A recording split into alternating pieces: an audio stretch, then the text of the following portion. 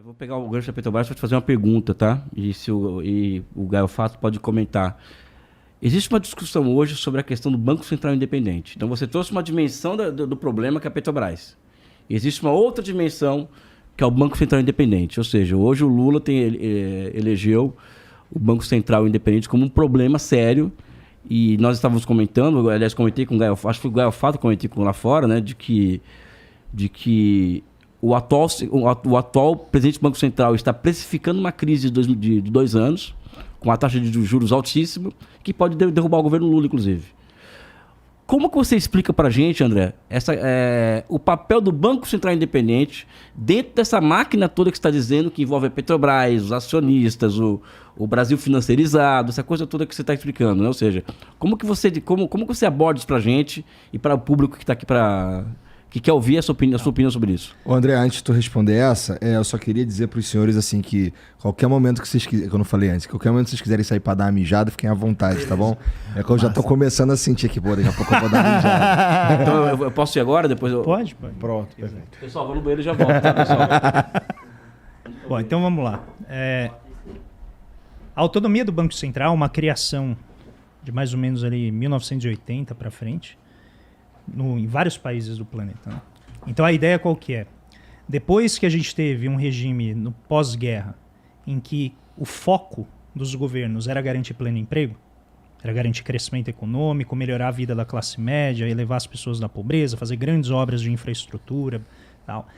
Você chegou num momento em que a margem de lucro e a taxa de lucro, a maneira como o sistema operava, não estava mais interessante do ponto de vista, né, do capital. Então você tem ali um esmagamento dos lucros, os salários estão crescendo demais, isso lá nos anos 70.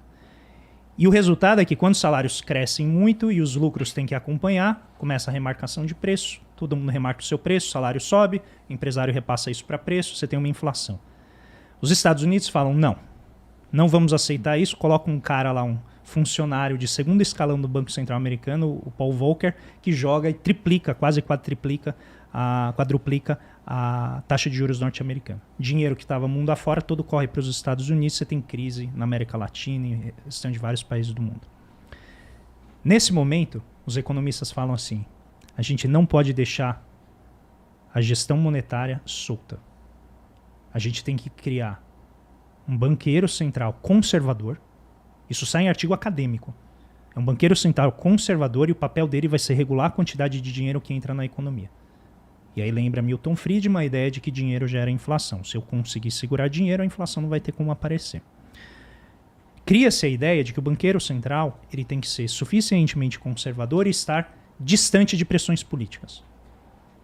E esse é o momento em que a gente cria a ideia de que ele tem que ser suficientemente autônomo ou independente a ponto de não ceder à tentação do governo de rodar a maquininha e gerar dinheiro para todo mundo. Num primeiro momento, com essa tua descrição, eu, que sou burro, achei legal. Isso, Quero saber por que é perverso. Tá. Então, eu vou dar até um exemplo do Nixon. O Nixon ele convida um amigo dele, o Arthur Burns, para ser o presidente do Banco Central. Uhum. Naquela época, nos Estados Unidos já tinha autonomia mais ou menos assim, de fato. Até hoje eles têm de fato, não está escrito na Constituição, não tem uma lei nem nada. É hábito já, está nas instituições. E aí o Nixon falava, olha, o presidente do Banco Central é autônomo, então eu não posso falar com ele. Então ele falava para o assessor para mandar a notícia para o presidente do Banco Central. Tá? Ocorria dessa maneira. Isso está registrado lá na Casa Branca, né? Depois de, 30, 40 anos, eles vão divulgando essas fitas. Bom, vem os anos 80 e isso ganha áreas de teoria. Isso vira teoria econômica e passa a se discutir a ciência da política monetária, que é a ciência, né, das metas de inflação a partir dos anos 90, e aí você começa a aplicar isso em diferentes países. Só que as metas de inflação, elas significam o quê? Que você está mudando a forma de fazer política econômica. Antes você fazia o quê? Buscando pleno emprego. E agora você diz assim, não, o foco central da política econômica é controlar preço. Doa quem doer. Custe o que custar. São desenvolvidas métricas de custo social, porque quando você sobe a taxa de juros ou tira a quantidade de dinheiro na economia, tem menos dinheiro circulando para efetuar transações, alguém vai ficar na dança das cadeiras, alguém vai ficar sem sentar. E essa pessoa vai ajudar na média a coisa, né, os preços ficarem razoavelmente estáveis. Aí tem vários processos no meio, é super complicado. explicar a experiência de vários países, mas isso vai se institucionalizando. Então, o que é institucionalizar? Alguns países fazem, colocam nas suas constituições, criam leis para isso, outros simplesmente fazem, vira hábito, vira, né, uma institucionalidade informal. O Brasil, a partir de 99, né, ele estava segurando a economia por meio de uma taxa de câmbio muito baixa. E aí, para explicar rapidinho, a taxa de câmbio baixa ela funciona como um teto de preços. Então, qualquer pessoa que tente cobrar mais caro na economia do que o preço do produto importado, ela é então jogada de fora em favor do produto importado. A gente estabilizou a economia brasileira assim, como o restante da América Latina. É um golpe também, né? Enfim. E aí você faz isso até 99, só que você precisa ter muito dólar. Há controvérsias, mas continua, André. Em 99 a gente solta o câmbio e aí cria o tripé macroeconômico e um deles é o quê? O regime de metas de inflação. Durante 20 anos, a gente não instituiu a autonomia do Banco Central. No entanto, o Banco Central no Brasil sempre teve muita autonomia. Sempre tinha briga entre presidente, ministro da Fazenda, com o Banco Central, porque mantinha a taxa de juros muito elevada. Porque esse foi um custo da nossa estabilização. Para manter a economia estável, a gente teve que deixar a taxa de juros muito elevada para padrões internacionais. Tá? Aí tem várias causas para isso, não vou entrar nisso agora. 2019, inicia-se a discussão.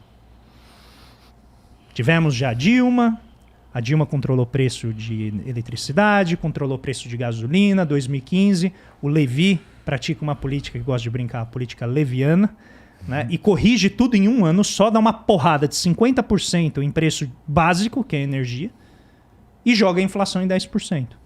Isso atiça toda a base, né, conservadora da sociedade e fala, olha, está fugindo do controle, porque inflação é trabalhador querendo dinheiro. É trabalhador ganhando acima da sua produtividade, é a mamata. É a mamata disseminada. Ninguém mais se esforça, ninguém mais faz a sua parte. Onde já se viu a minha empregada doméstica dizendo para mim que se eu não aumentar o salário, ela vai embora. Eu ouvi isso várias vezes. No meu meio social, as pessoas reclamando das empregadas domésticas empoderadas. Isso é inaceitável para uma elite que tem histórico escravocrata. É inaceitável.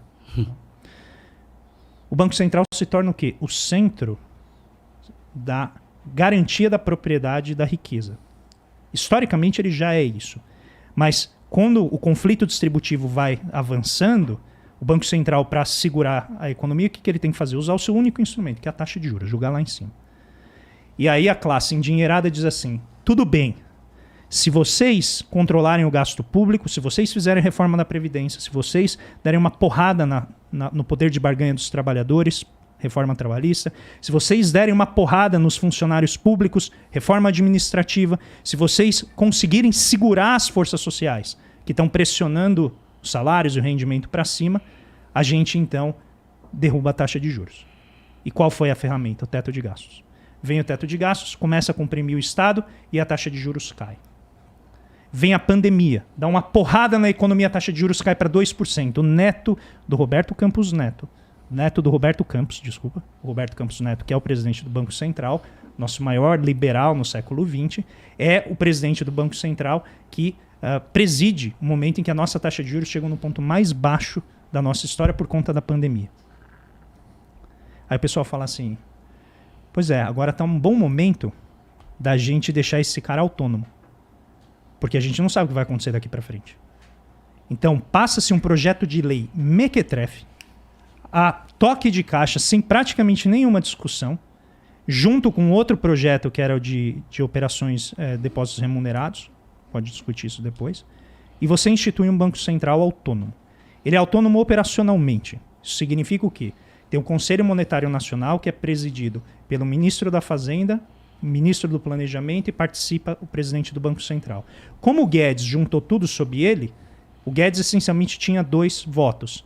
Como ele indicou o Roberto Campos Neto, então, basicamente era unanimidade no Conselho Monetário Nacional, que é quem define a meta de inflação. A meta de inflação é essencialmente quanto que a economia consegue subir a frequência cardíaca dela antes dela ter que sentar. Então você está lá correndo, bateu 80 batimentos cardíacos, para. E tá a China lá batendo 170, né? Correndo loucamente, você não termina a corrida desse jeito, né? Porque toda hora você tem que parar. Então o regime de metas coloca a meta muito baixa, Você está obrigando o Banco Central a segurar a economia sistematicamente para os preços não subirem. Eles autonomizam isso. Isso significa que o Banco Central agora, com uma meta que vai caindo ao longo do tempo, ele tem que usar as ferramentas dele para poder atingir essa meta dentro de um prazo aí de 2 anos. E ele tem que ficar se comunicando com a sociedade assim por diante. Beleza. Qual que é o problema com esse modelo? A autonomia foi feita com relação ao governo, mas não foi feita com relação ao mercado financeiro. Então tem inúmeros problemas de transparência no Banco Central. Se vocês me permitirem, eu vou citar alguns aqui. Por favor. Porque, em geral, né, se rivaliza ser a favor ou contra a autonomia. Como ser a favor ou contra teto de gastos. Não, você pode ser a favor ou contra determinado tipo de teto de gastos, determinado tipo de autonomia. E o que a gente está vendo no caso do Banco Central é um Banco Central que é autônomo com relação ao seu braço superior, que é o governo executivo federal, Poder Executivo Federal, e ele, né, totalmente amiguinho, com várias redes de contato com o mercado financeiro, que em tese é quem ele deveria regular. Quais são os principais problemas da maneira como a autonomia está colocada? Como que o presidente do Banco Central deve se dirigir ao governo federal? Ele vai em lives e fica mandando recadinho? Ele fala com a imprensa e fala assim, governo, você tem que fazer superávit fiscal? Se ele cuida da política monetária, ele é autônomo para cuidar da política monetária, por que ele está toda hora emitindo opinião sobre a política fiscal, onde ele bem entende? Por que ele está num grupo de ministros do presidente que o indicou, sendo que ele não é ministro? O presidente do Banco Central não é ministro. Por que ele estava no grupo de ministros do Bolsonaro? Por que o Banco Central faz reuniões com agentes de mercado que a gente não sabe? Você é chamado para as reuniões do Banco Central? Não, que pena, deveria ir. Eu não sei o que eles discutem.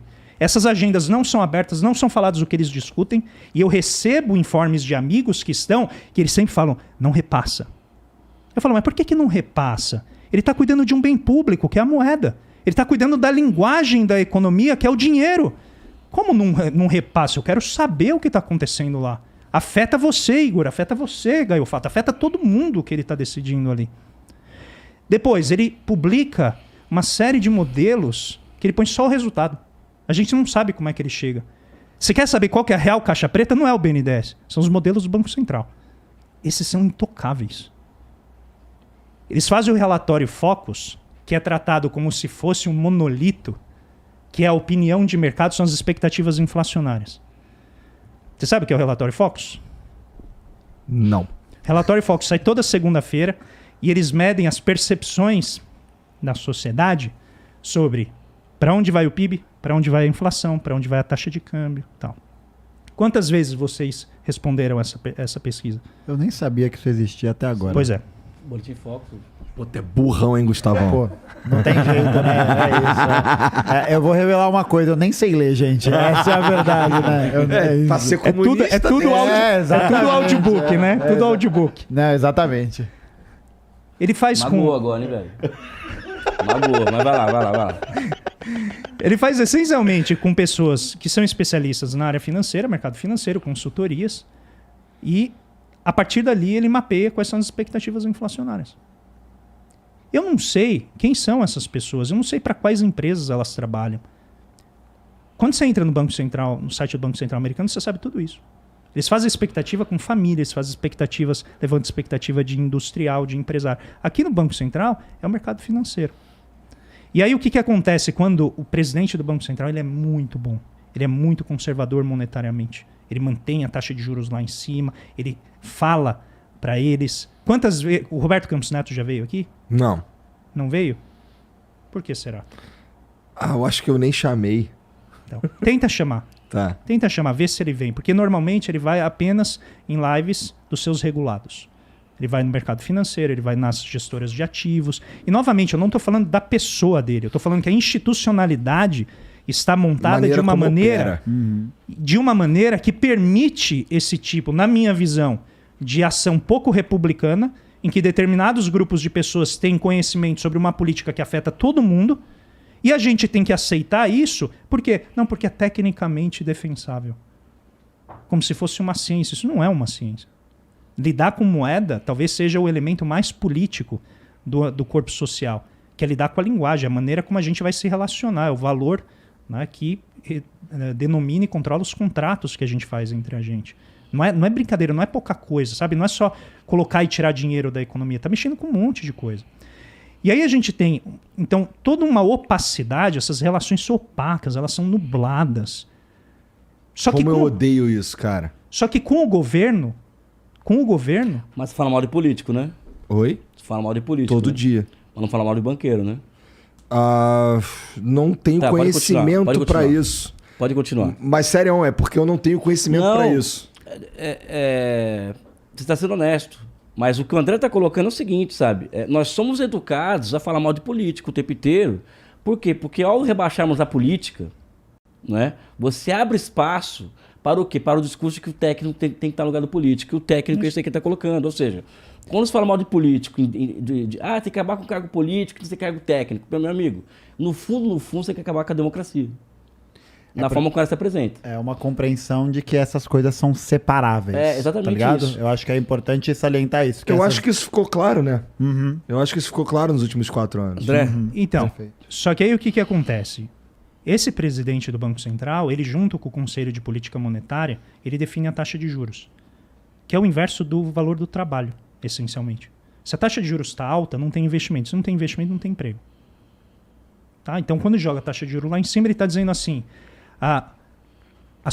os incômodos da produção, coloca na gaveta, que é você abrir uma nova empresa e coloca o dinheiro na dívida pública. Isso é muito escroto, cara. Só que o Banco Central, quando ele controla a taxa de juros, sabe quem que ele afeta? O governo federal. Porque aumenta o serviço de juros da dívida. Eu gosto de chamar o cheque especial do governo. Só que o cheque especial do governo ele vai crescendo. Sabe quanto que a gente pagou este ano passado só de juros da dívida? Que não tá no teto. Que não está no teto. Importante Ele é uma lembrar. despesa obrigatória. Ele é uma despesa obrigatória. E ele não está sob o teto. Você sabe mais ou menos quanto que a gente pagou?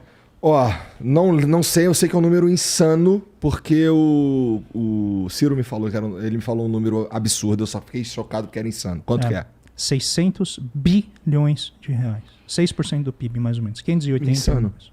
6%. Sabe quanto que foi o gasto que a gente fez na pandemia? 6% do PIB. Para a gente levantar uma economia que está paralisada por conta de um vírus, a gente gastou em um ano e causou todo esse drama. Vai fugir do controle, a dívida pública vai explodir. Meu Deus, como a gente vai organizar as contas? A gente gastou o que a gente deu esse ano, por baixo do pano, sem ninguém praticamente falar nada, para os detentores de título da dívida pública. E aqui que vem o problema. Quando um presidente do Banco Central está lidando com algo que é tão essencial à República, porque afeta a vida de todo mundo, como que você estabelece uma autonomia tão assimétrica assim? Em que o governo, o Lula, eleito, ele não pode questionar os juros do Banco Central. Ele foi eleito. A gente não está falando, ele não acabou com a autonomia. Ele não xingou a mãe do Roberto Campos Neto. Ele não fez nada disso. Ele falou assim, olha, isso não pode funcionar porque a gente está asfixiando a economia. Olha, mas como ele ousa. Como ele pode falar algo assim? Imagina, ele vai questionar o sacerdote maior da nossa economia, a figura técnica que comanda a política monetária. Isso é uma piada. Roberto Campos Neto, ele pode ser técnico, mas ele é um agente político. E sabe como eu sei que ele é um agente político? É só voltar em 2020, 2021, ele indo falar com o presidente da Câmara sobre política fiscal. Por que o presidente do Banco Central, que cuida de política monetária, está indo falar com o presidente da Câmara sobre política fiscal? Por que ele não fica no quadrado dele? Não, mas aí pode, porque a política fiscal afeta a dinâmica da dívida e aí afeta a possibilidade de uma hiperinflação. Você está de brincadeira comigo. Com 13% de desempregado, 20% de ociosidade na indústria, fábrica parada, e o pessoal está achando que a inflação vai explodir. E aí isso assume um ar, né, de lógica teórica inviolável, irrefutável, que eu não estou brincando, isso aqui eu estou falando de ciência ortodoxa, mainstream. Ninguém defende um negócio assim fora do Brasil. Mas aqui no Brasil a gente criou um habitat particular em que a gente pensa o que a gente quer, dá o verniz acadêmico para isso e todo mundo tem que bater palma na imprensa. Se alguém ousa falar algo diferente, é tratado como terraplanista. Eu ouvi isso hoje. Eu sou terraplanista, porque eu acho que a moeda não pode ser despolitizada. Mas eu e a torcida do Corinthians que estudam esse negócio sabem que a moeda não pode ser despolitizada, porque quando ela é despolitizada, ela é politizada para um lado específico. Ela atende só um lado específico. E aí, para finalizar, o que a gente tem hoje? Não tem problema ter autonomia se você quiser ter autonomia, mas é preciso melhorar toda a transparência do Banco Central, é preciso melhorar a maneira como o próprio Conselho Monetário Nacional opera. A gente está há 20 anos com o regime de metas de inflação sem atualizá-lo. Está operando do mesmo jeito que a gente começou a operar lá em 1999. E os problemas continuaram se modificando.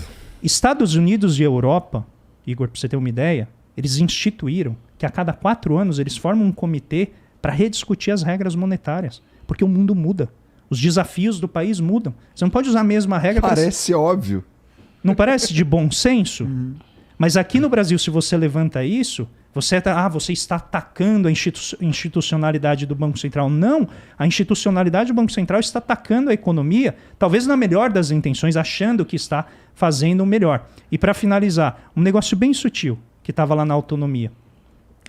Historicamente, o Banco Central tinha que cuidar só da inflação. Aí, para aprovar, eles falaram assim, vamos colocar o duplo mandato. O que é o duplo mandato? Ele tem que controlar a inflação e tem que controlar também o nível de emprego. Então você tem que moderar os dois, assim, tem que garantir pleno emprego, mas tem que também segurar os preços.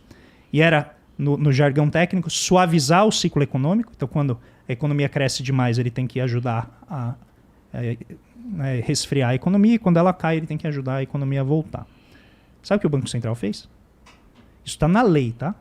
Se eu não me engano, 179 de 2021. Isso está na lei, lei complementar. Então está lá. Segundo mandato, suavizar o ciclo econômico e fomentar o pleno emprego. O Banco Central demora 2 meses para atualizar o site. E quando ele atualiza, ele fala assim, controlar os preços, garantir a estabilidade do sistema financeiro e promover o bem-estar da sociedade. O que é bem-estar da sociedade? Não é isso que a lei diz. A lei diz Que sociedade? fomentar o pleno emprego. Vocês estão